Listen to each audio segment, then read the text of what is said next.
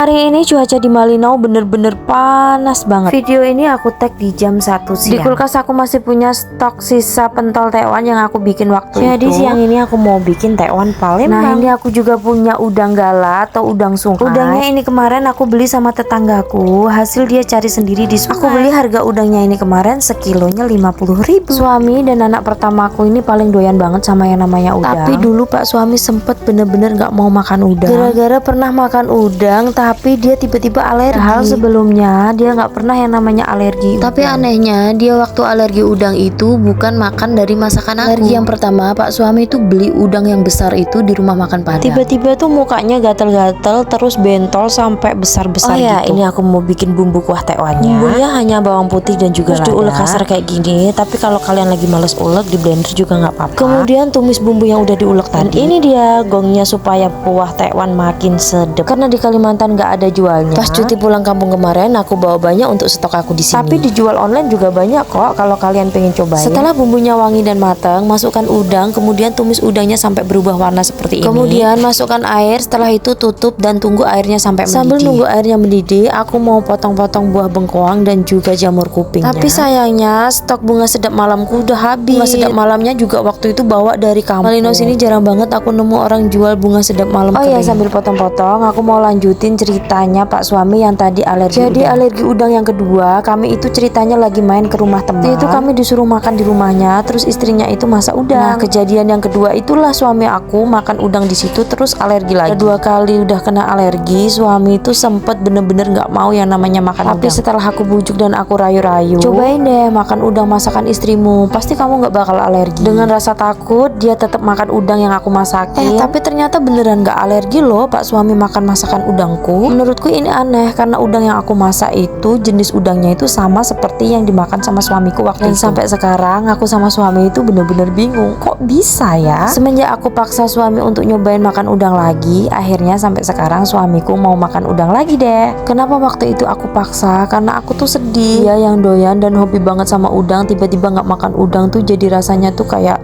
sedih gitu aja. Jadi waktu itu aku sempat beberapa bulan bener-bener nggak pernah beli udang. Nggak terasa sambil cerita-cerita ternyata tekwanku sudah matang. Aku udah panggil suami untuk datang ke dapur. Ini aku udah siapin untuk suami dan juga untuk aku. Dan kebetulan dari tadi memang aku belum makan apapun. Aku cuman minum air putih dan juga makan buah. Aduh, aku ngeditnya ini aja ngiler lagi guys. Pengen makan lagi, pengen bikin lagi.